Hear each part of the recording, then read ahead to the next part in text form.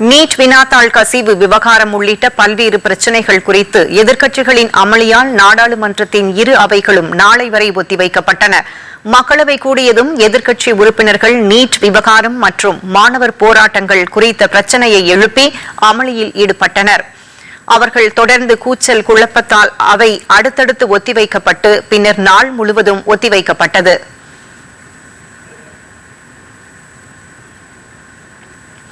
மாநிலங்களவையிலும் எதிர்க்கட்சிகள் முழக்கங்களை எழுப்பி அமளியில் ஈடுபட்டனர்.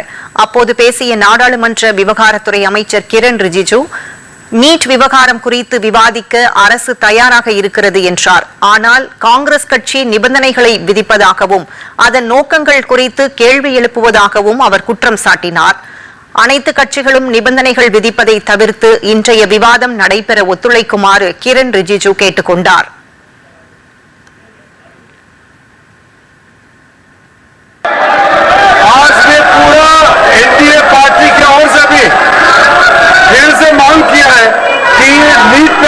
होना चाहिए।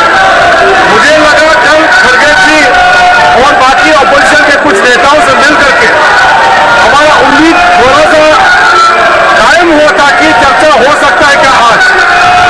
तो कांग्रेस पार्टी ने कंडीशन लगाया।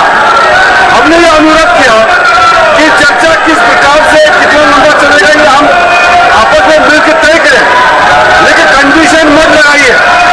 कंडीशन लगाने से आपका जो इंटेंशन है वो ठीक नहीं है, क्योंकि आप चर्चा को रोकना चाहते हैं।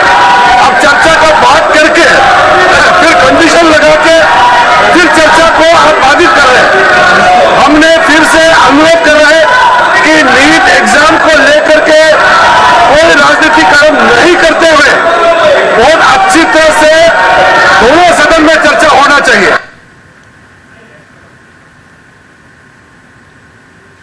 தொடர்ந்து பேசிய எதிர்க்கட்சித் தலைவர் மல்லிகார்ஜுன கார்கே, மத்திய கல்வி அமைச்சர் பதவி விலக வேண்டும் என்றும் அவர் பதவி விலகினால் அன்றி விவாதம் நடைபெறாது என்றும் கூறினார். விவாதத்தில் இருந்து காங்கிரஸ் விலகி ஓடவில்லை என்றும் அவர் குறிப்பிட்டார். அவையில் கூச்சல் குழப்பம் நிலவிய நிலையில் அவைத் தலைவர் CP ராதாகிருஷ்ணன் பிற்பகல் 2 மணி வரை அவையை ஒத்திவைத்தார். தொடர்ந்து 2 மணிக்கு அவை கூடிய போது எதிர்க்கட்சி உறுப்பினர்கள் அமளியில் ஈடுபட்டதால் மாநிலங்களவை பிற்பகல் 3 மணி வரையிலும் தொடர்ந்து நாள் முழுவதும் ஒத்திவைக்கப்பட்டது.